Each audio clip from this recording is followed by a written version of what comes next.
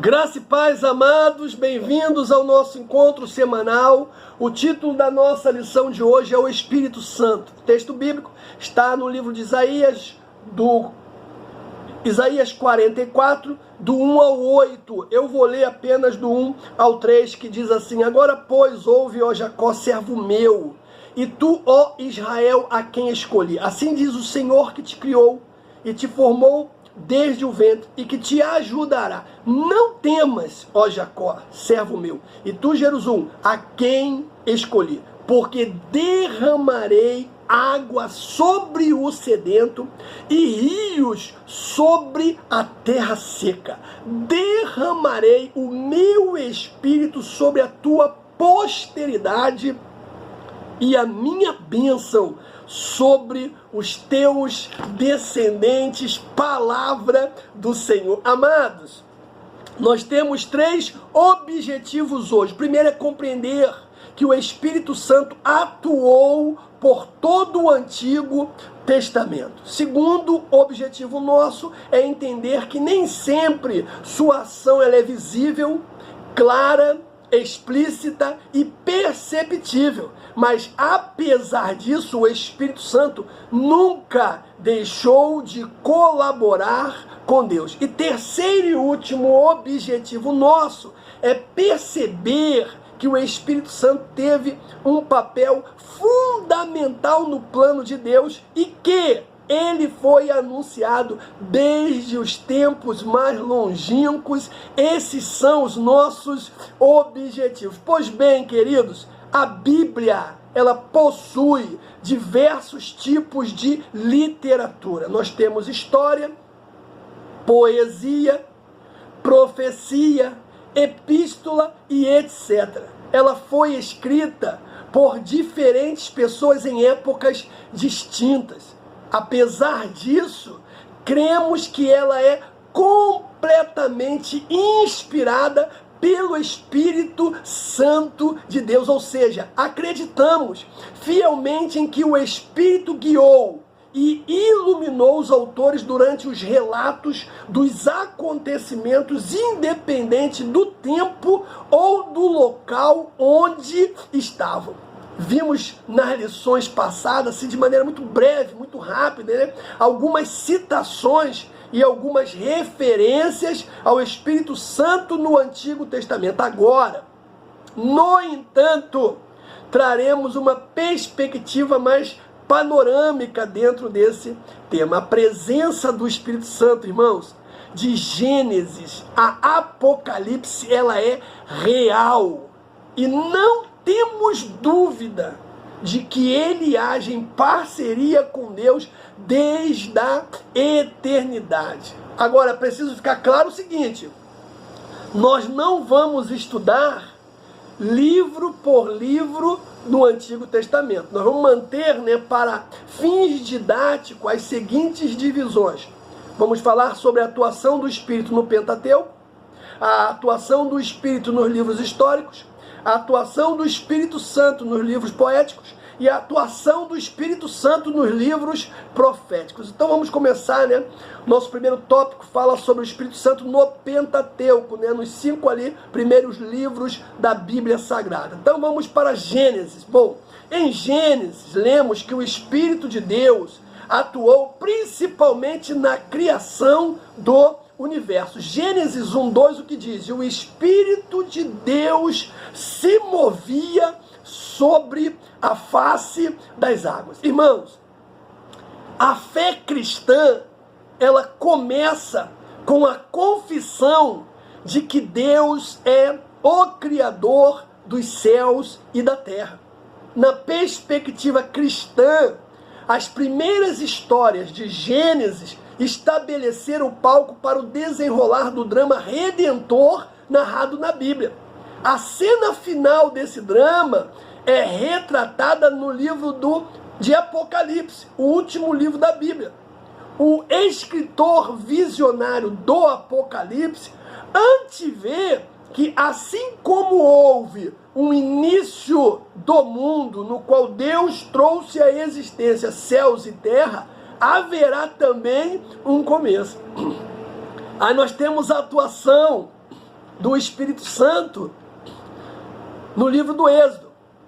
O livro do Êxodo, irmãos, é fundamental, tanto para a teologia judaica como para a teologia cristã, porque ele ilustra como Deus é o remidor da justiça, do pecado e da opressão, e portanto serve como paradigma para todas as redenções futuras.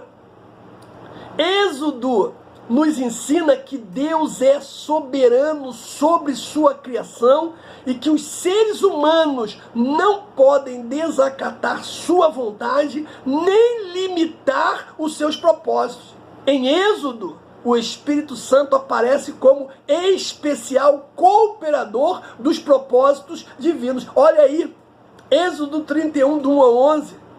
Você vai ver ali o Espírito Santo fazendo o quê? Capacitando pessoas. Por exemplo, na construção do tabernáculo, que representava a maneira como Deus habitaria entre o seu povo e como a comunhão da nação com ele deveria ser restaurada depois do pecado. O tabernáculo, irmãos, deveria ser criado exatamente de acordo com as especificações divinas, uma vez que ali seria o lugar onde Deus habitaria entre o seu povo.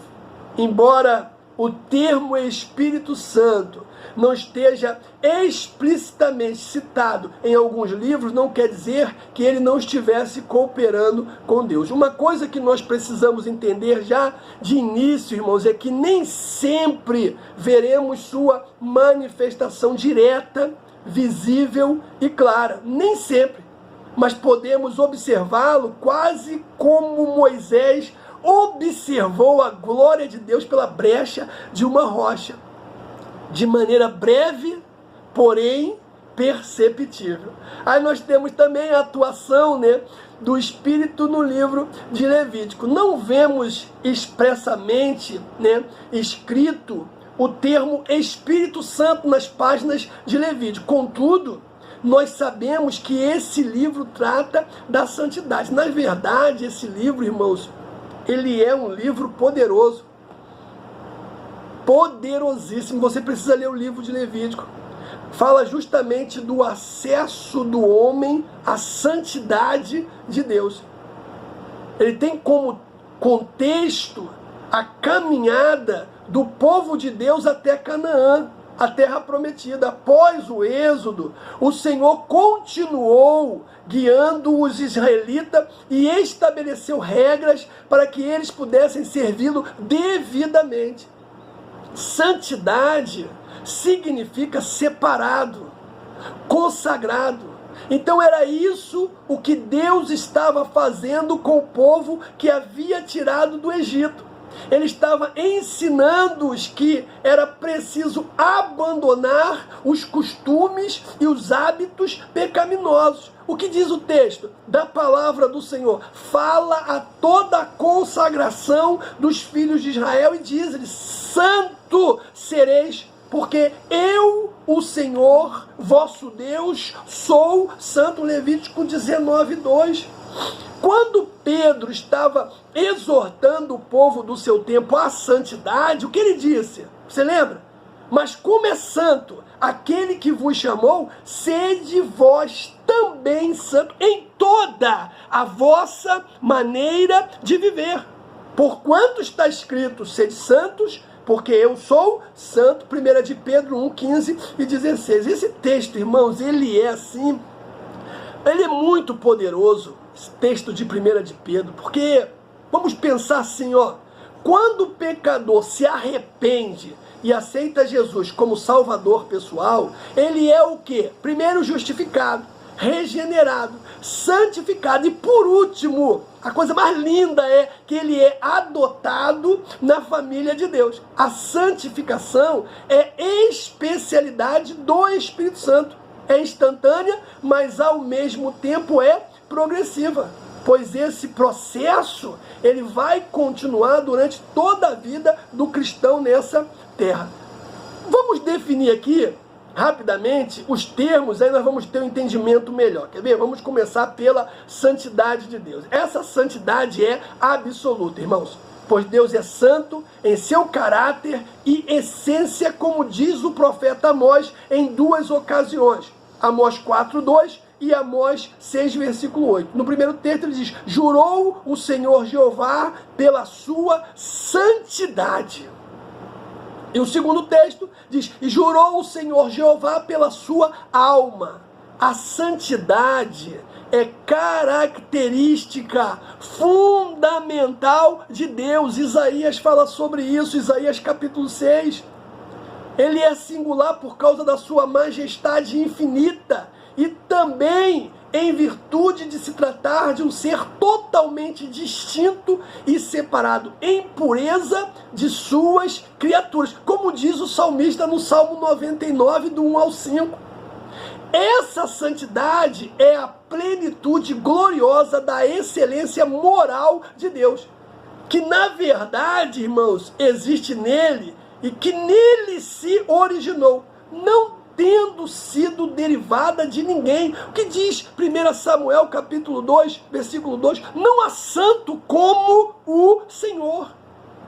Aí vamos ver também o significado, porque o verbo hebraico kadash, ser santo, né, e os seus derivados, né, santo, santificar, dedicar, consagrar, no Antigo Testamento significa separar. Quando aplicada à religião de Israel, tem ideia de separar para Deus ou retirar do uso comum, tal como pode ser visto aí em Levítico 10, versículo 10, dá uma olhadinha. Também vale para lugares, Êxodo 3. Também vale para campos, né, e casas, Levítico 17. Também vale para utensílios e animais, Levítico 8. O ouro do templo, Mateus 23. Também vale para pessoas, Êxodo 28. E muitas outras coisas, como dias santos, festas e etc. Assim, o sentido de santidade, irmãos, é de afastar-se de tudo o que é pecaminoso, de tudo que contamina. A Septuaginta, ela traz kadosh, né, santo, pelo termo grego ágios, santo, palavra adotada pelos escritores do Novo Testamento. Agora, há outro termo menos comum, mas igualmente importante, taer, que quer dizer purificar. E o seu cognato, né, catarizo, no grego, usado pela Septuaginta no Novo Testamento, no sentido cerimonial ou moral. Então, também tem a questão da exclusividade, porque dizer que qualquer coisa, objeto ou pessoa é consagrada, separada ou dedicada a Deus, significa dizer que isso pertence a Ele. Êxodo 13, versículo 2, ou seja, a Ele, serve a Ele, melhor dizendo, com exclusividade. Olha Êxodo 30 e Levítico 20. Irmãos, o que é sagrado não pode ter uso comum. Era o que acontecia com o azeite da unção e o incenso do santuário. Não podiam ter outro uso além daqueles ali que Deus havia determinado. Leia Êxodo 30. O sagrado deve ser tratado como sagrado, irmãos. Os antigos hebreus, eles levavam a santidade muito a sério. Todos esses rituais de consagração, na verdade, são representações visuais de verdades espirituais reveladas no Novo Testamento. Paulo fala isso lá aos Colossenses, capítulo 2, 17, e o escritor de Hebreus em Hebreus 8, 5 e Hebreus 9, 9. Então, segundo o texto de 1 de Pedro, irmãos, há uma que necessidade de termos uma vida santa, ainda mais nos dias atuais. E quando falamos de ter uma vida santa, nós precisamos ter como modelo Israel, porque o apelo à santidade diz respeito à pureza da nação de Israel para manter o povo distante da idolatria, da prostituição e das outras práticas pecaminosas. É assim mesmo que funciona. Deus escolheu Israel para ser sua propriedade particular dentre todos os povos, reinos, sacerdotal e povo santo, que diz a palavra: então sereis minha propriedade peculiar dentre todos os povos, porque toda a terra é minha, e vós me sereis reino sacerdotal e povo santo. Êxodo 19, irmãos. O estilo de vida dos israelitas devia estar de acordo com a santidade de Deus. Levítico 19, santo sereis, porque eu sou o Senhor, vosso Deus, sou santo. Essa santidade exigida era mais do que natural, claro. Mas por quê? Porque Deus é santo. Levítico 11. E os israelitas foram separados, ou seja, retirados dentre os povos para o uso de Deus. E a igreja, irmãos? Os 3 propósitos de Deus com Israel são os mesmos para a igreja. Irmão, nada mudou. Nada mudou. O que diz a palavra? Vós sois geração eleita, ei, meu irmão? Sacerdócio real, nação santa, povo adquirido, para que anuncieis as virtudes daquele que vos chamou das trevas para a sua maravilhosa luz. 1 de Pedro 2,9. Então, assim como os israelitas foram chamados por Deus e separados para o seu serviço, agora somos sacerdócio real, aleluia, nação santa e povo adquirido. Irmãos, desde os tempos do Antigo Testamento, a idolatria, a prostituição sempre caminharam juntos. Olha o livro de Juízes, aí você vai ter uma visão clara disso. Olha Oséias, capítulo 4. Esses são os mesmos desafios da igreja de hoje, irmãos, impressionante, que diz Paulo à igreja de Tessalônica, capítulo 4, 3, porque esta é a vontade de Deus, a vossa santificação, que vos abstenhais da prostituição. Meu irmão, devemos fugir da prostituição e também da idolatria. Cuidado, hein? A quem você anda idolatrando, porque é pecado diante de Deus. Olha Paulo falando aos Coríntios, capítulo 6, 18 e 10, versículo 14. Agora, você vai perceber, talvez já tenha chegado a esse consenso, que é uma exigência natural a santificação. Essa exigência, na verdade, é mais do que natural, porque Deus é santo. Mas como é santo aquele que vos chamou, sede vós também santos em toda a vossa maneira de viver. Porque, porquanto está escrito, sede santos, porque eu sou santo. 1 de Pedro, capítulo 1, assim como é seu Filho Jesus Cristo. Lucas fala sobre isso, 1,35. João 6,69. Então, da mesma maneira como Deus escolheu e santificou o povo de Israel para viver em santidade, assim também o Senhor Jesus Cristo nos chamou, meu irmão, não se engane, para viver uma vida santa. Israel precisava viver longe das práticas imorais dos cananeus. Nós, da mesma forma, devemos nos abster da prostituição. E a pergunta é possível ser santo? Eu vou te responder, sim, é possível.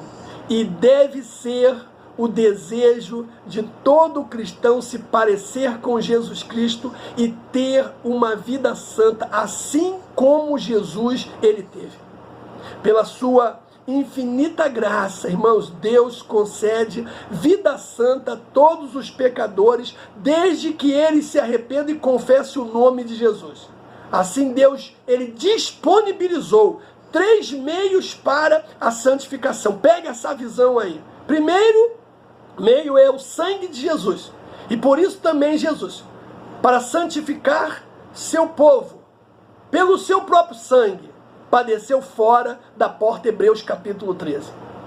Segundo, o Espírito Santo está à nossa disposição, irmãos, para vivermos uma vida santa. Paulo fala a segunda carta aos Tessalonicenses, capítulo 2, versículo 13. Terceiro, a palavra, está aqui, ó, a palavra de Deus. Quer andar em santificação, meu irmão? Sangue de Jesus, Espírito Santo e a palavra do Senhor. João 17, 17 e Efésios capítulo 5, 26. O Senhor nos forneceu todos os recursos necessários para uma vida santa e separada do mundanismo. Só não anda em santidade quem não quer. Romanos 12, 1 e 2. A genuína santificação, é isso que eu quero que você entenda. Não é possível sem o Espírito Santo, irmãos. Ele é Deus, é parte da Trindade, ou seja, a parte da Trindade estava presente, ainda que não manifestamente, ajudando aquele povo a seguir seu caminho em santidade. Aí nós temos também a atuação no livro de Números e Deuteronômio. Números dedica 6 capítulos, irmão, do 5 ao 10, a instruções sobre a santificação do povo, depois que a primeira geração de israelitas, recém-liberta do Egito, perdeu o direito à terra prometida devido ao pecado. Também nesse livro vemos a ação colaborativa do Espírito Santo na capacitação de homens para o ministério, como vemos no exemplo de Josué, o qual continuaria o trabalho de Moisés na condução do povo a Canaã, que diz o texto: toma para ti, Josué, filho de Nun, homem que há o Espírito, e põe a tua mão sobre ele. Números 27. A teologia de Deuteronômio, ela enfatiza a entrega da lei como ato da graça de Deus para os israelitas, irmãos. Deus queria estabelecer uma aliança, uma comunhão com eles. Por isso dá a tábua da lei para eles. Era uma manifestação de graça. Então, marcado por retidão espiritual e justiça social. Nesse momento aí, em que ele entrega as tábuas da lei. Então, nesse livro, nós lemos o relato de que Moisés passou definitivamente sua liderança a Josué. Como em Números, Deuteronômio ratifica que Josué estava cheio do Espírito Santo e Deus poderia ajudá-lo a cumprir os planos divinos. Aí nós temos o segundo tópico da lição, que fala do Espírito Santo nos livros históricos. Os 12 livros históricos que compõem os livros históricos do Antigo Testamento oferecem um rico tesouro de informação sobre os líderes de Israel, juízes, reis, sacerdotes e profetas. Eles também abrem uma janela para a vida cotidiana do povo, sua cultura, seus costumes, suas crenças, suas práticas, seus sucessos, seus fracassos, irmãos, por causa das informações registradas nesse livro. Olha, sabe-se mais sobre a vida do antigo Israel do que a respeito de qualquer um dos seus vizinhos do Oriente Médio. Os temas dos livros históricos, eles giram em torno da atividade, divina de chamar, escolher, punir, redimir e usar a nação de Israel como povo da aliança para cumprir seus propósitos globais. Então, nesse sentido, os livros não apenas contam a história da nação e do povo de Israel, mas também a história maior da graça redentora de Deus para com todos os povos. Por exemplo, nós temos aí Raabe, a cananeia, Ruth, a moabita, Naamã, o sírio. Em cada livro, as promessas de aliança de Deus são expressas em termos de bênçãos, julgamentos, perdão, restauração e preservação. Nesses livros, a obra do Espírito Santo se vincula principalmente à vida dos profetas e dos reis. Por exemplo, o Espírito agiu na vida dos profetas Elias e Eliseu. O livro de 1 Reis e 2 Reis vai falar sobre isso. O Espírito entrou em Amazai para animar o rei Davi e lhe dar forças diante da dificuldade. 1 Crônicas 12. O Espírito revestiu Zacarias, né, filho do sacerdote Joiada, a fim de advertir o rei Joás da sua idolatria, segundo a Crônicas. E o terceiro ponto fala sobre o Espírito Santo nos livros poéticos. Os hebreus eram um povo criativo. A poesia e a música estavam intimamente interligadas e faziam parte de todos os aspectos preeminentes da vida doméstica e social. Elas não somente eram parte importante de casamentos, festas, né, colheitas e funerais, como também ocupavam posição central na vida religiosa de Israel. Embora a prosa pareça suficiente para registrar os fatos, os hebreus empregavam a poesia para expressar a alma. A vida religiosa de Israel é um registro de experiências humanas reais, e as porções proféticas do Antigo Testamento, portanto, retratam as emoções e as experiências do povo de Deus. A Bíblia, como a conhecemos, ela agrupa 5 livros poéticos, né? Jó, Salmo, Provérbios, Eclesiastes e Cantares. Isso, entretanto, não significa que as outras porções da Escritura não apresentem estruturas desse gênero. Os livros proféticos do Antigo Testamento também fazem uso intenso da forma poética de transmitir suas mensagens atemporais, bem como algumas partes do Pentateuco e dos livros históricos. Entre os livros poéticos, lemos que Jó reconheceu a participação do Espírito Santo na criação, Jó 33:4. Em Salmo, o autor afirma que o Espírito estava presente na manutenção da vida, Salmo 104:30. Em Provérbios, Salomão afirma que o Espírito de sabedoria que estava nele poderia ser derramado em quem se inclinasse às suas orientações, Provérbios 1:23.